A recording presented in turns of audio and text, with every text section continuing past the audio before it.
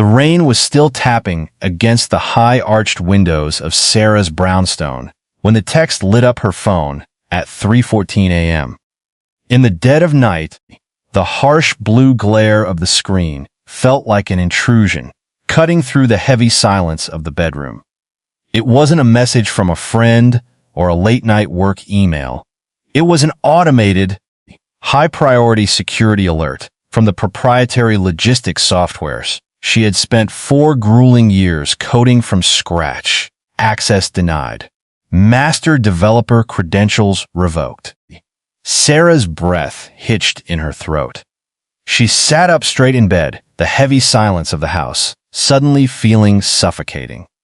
She blinked, staring at the screen, hoping it was a system glitch or a temporary server migration error. But deep down, her analytical mind knew better. This wasn't an error, it was an eviction. Across the hall, the soft, amber glow of her husband, Julian's home office light was visible through the cracked door, casting a long, sharp shadow across the hardwood floor. In the quiet of the night, she could hear his voice. It was low, hushed, but carrying that distinct, overconfident cadence he always used when he was closing a massive deal with investors. She slipped out from under the covers, her bare feet making absolutely no sound as she stepped into the darkened hallway. The air felt freezing against her skin. As she reached the threshold of his office, Julian's words cut through the silence like a jagged blade, stopping her dead in her tracks. "It's done," Julian whispered into his headset, a faint smile audible in his tone. "The intellectual property transfer is finalized. By the time she wakes up at 7, her access will be completely wiped across all platforms. The board votes tomorrow morning at 9 to remove her as co-founder. She won't even have the core code base to prove she built the damn thing." Julian chuckled, a soft, dismissive sound that made Sarah's stomach drop into a bottomless pit of betrayal. "She still thinks we're launching this startup together, Mark," Julian continued, spinning his leather chair slightly. "She doesn't realize she just spent 4 years building me a $100 million exit strategy. She's out. And based on the non-compete I had her sign when we were engaged, she won't have a single dime or a legal leg to stand on to fight it." Sarah stood perfectly frozen in the dark hallway, her hand pressing against the cold drywall to steady herself. Her chest tightened so hard it felt like she couldn't draw oxygen, but her face remained mask-like.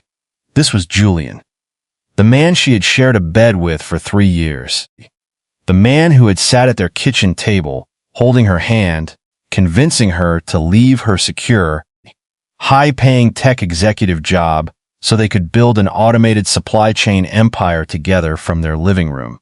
She didn't gasp. She didn't storm into the room screaming. She didn't shed a single tear. In that agonizing, freezing moment, a terrifyingly icy clarity washed over her.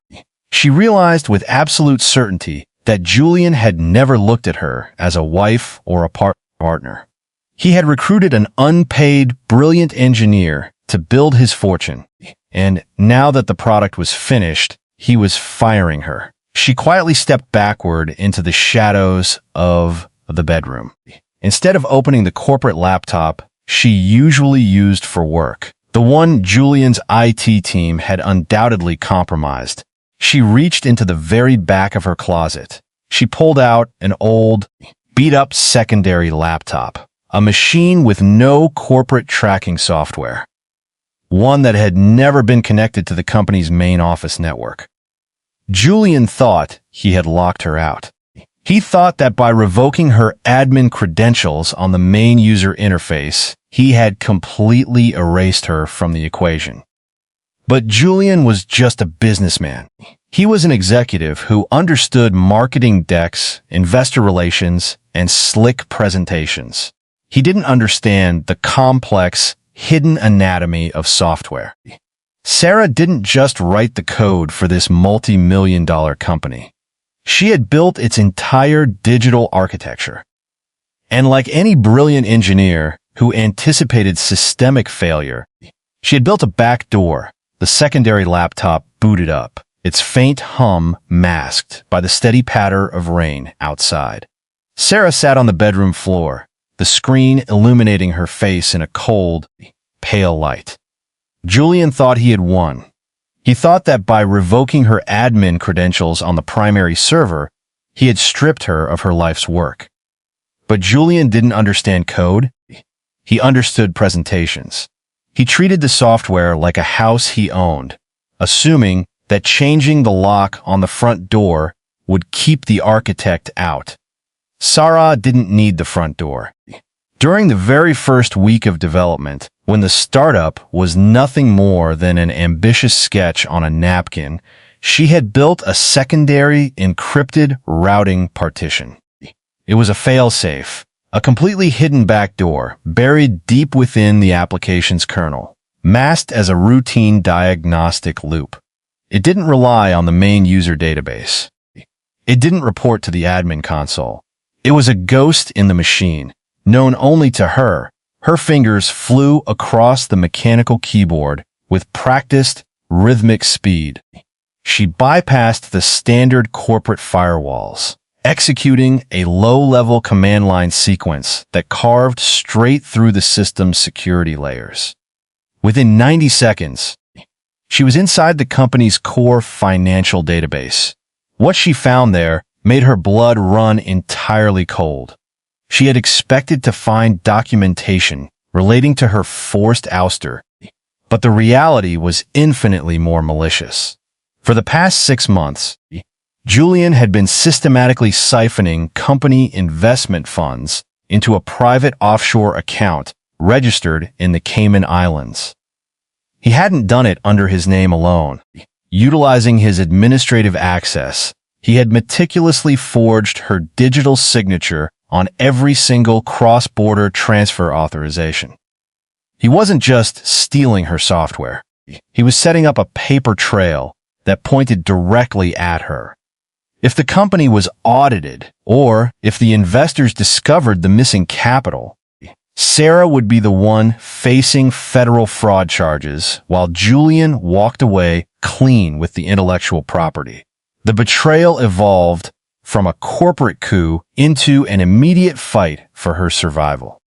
A heavy, suffocating anger flared in her chest, but she forced it down, replacing it with the absolute precision of an engineer addressing a critical system failure. She initialized a secure, external script, pulling down every single forged authorization, every encrypted routing log, and every piece of communication between Julian and his shell accounts. She compressed the data, applying an unbreakable 256-bit encryption layer, and routed the massive file directly onto a physical, sandboxed flash drive. The digital trap he had set for her was now entirely in her hands. Then, she turned her attention to the corporate treasury account. Thanks to a massive Series A funding round closed just the previous week, the operational treasury held exactly $4.2 million. It was the lifeblood of the company, intended to fund the upcoming public launch. Julian's plan relied on his lawyers freezing Sarah's personal bank accounts by 9 a.m., using a predatory legal injunction. However, Julian had overlooked a critical operational protocol. The primary corporate treasury required a physical hardware token to lock down external transfers, a security measure Sarah herself had insisted on implementing. That small, plastic hardware token was currently sitting right next to her old laptop on the bedroom floor at 4:45 a.m., with the horizon still cast in a deep pre-dawn purple. Sarah initiated a single, massive wire transfer. She didn't move the money to a personal account, which would look like theft. Instead, she routed the entire $4.2 million into a secure, legally protected escrow account managed by a prominent tech litigation law firm she had quietly retained months ago for patent protection. Under the company's original corporate bylaws, which Julian hadn't yet altered. Sarah remained the primary corporate officer. Legally, she had the full unilateral authority to protect corporate assets if she documented internal fraudulent activity. She pressed the final confirmation key. The hardware token blinked green, validating the transaction. Sarah watched the digital progress bar climb. 10%, 50%, 90%. At exactly 5:12 a.m., the transfer status shifted to completed. The startup's primary treasury balance instantly dropped to exactly $0. She pulled the flash drive from the laptop, closed the lid, and let out a long, slow breath. Julian was still down the hall, likely looking over his flawless marketing slides, completely oblivious to the fact that his entire empire had just been hollowed out from the inside. The trap was sprung, and sunrise was only an hour away. The fallout did not take weeks. It took exactly 12 minutes. At 9:12 a.m., Sarah was sitting in a sunlit, glass-walled conference room on the top floor of a premier tech litigation firm downtown. On the mahogany table, her phone began to vibrate violently, sliding an inch to the left as Julian's name flashed across the screen. She didn't answer. She let it ring out. It instantly started vibrating again. This time, she swiped the screen and placed it on speakerphone. "Sarah, what the hell did you do?" Julian's voice was completely stripped of its usual smooth corporate charisma. He sounded unraveled, breathless, panic vibrating through every word. "The main operating account is completely empty.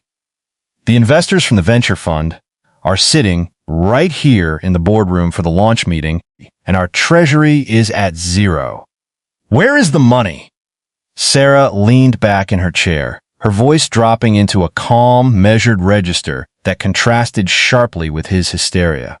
"Good morning, Julian. The money is in a secure legal escrow account. I believe your board meeting started 12 minutes ago.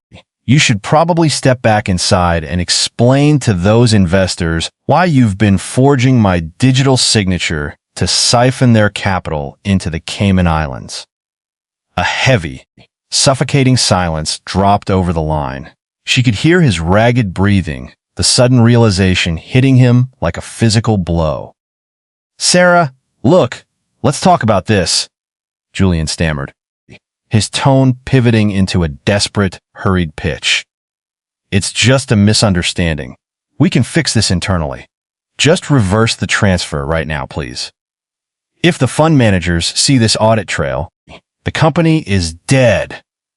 The company died the moment you thought you could erase me," Sarah said softly. She tapped the red button, ending the call, and pushed the phone away. What followed over the next 3 months was a masterclass in total structural collapse. The digital paper trail Sarah handed over to federal investigators and the venture fund's legal team was flawless. Because she had organized the data with the precise methodology of a lead architect, cleanly indexed, time-stamped, and verified by the hidden server logs, Julian's high-priced defense attorneys had absolutely nowhere to hide. The forged signatures alone completely weaponized the situation against him, legally invalidating the predatory founder's agreement he had intended to use to strip her of her shares. The startup collapsed under the weight of its own fraud before the public launch could even be announced. The venture capitalists pulled their remaining funding, turning their immense legal wrath entirely onto Julian to recover their damages. The brownstone was sold at a loss to settle mounting corporate liabilities, and the high-flying lifestyle Julian had built on the back of Sarah's intellect vanished as if it had never existed. But Sarah didn't stay to watch the ashes burn.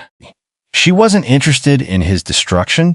She was focused on her own expansion, using her portion of the legally recovered assets and the intellectual property rights that the courts ruled belonged entirely to her. She didn't try to chase the hollow prestige of Silicon Valley elite again. Instead, she rented a bright, open studio space in the city's repurposed industrial district. She took the core logistics architecture she had spent 4 years coding, the incredibly powerful supply chain engine, and completely pivoted its purpose. She stripped away the corporate greed protocols and redesigned the software platform to optimize distribution networks for independent local farms, regional co-ops, and urban food banks. She named the new venture Horizon Systems. Within a year, Horizon Systems was coordinating the delivery of millions of pounds of fresh food to underserved communities, driving down operational waste by 40% for small-scale producers who had previously been priced out of modern tech. 6 months later, Sarah found herself looking at a national tech publication.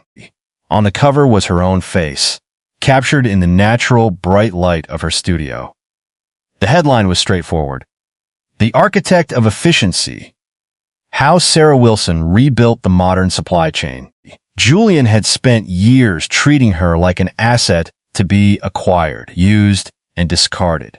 His fatal miscalculation was believing that taking her name off a corporate document meant removing her power. He forgot that a foundation doesn't belong to the person who holds the title. It belongs to the architect who knows exactly how it was built. Sitting at her drafting desk, looking out over the city skyline, Sarah signed her name to a new open-source development manifest.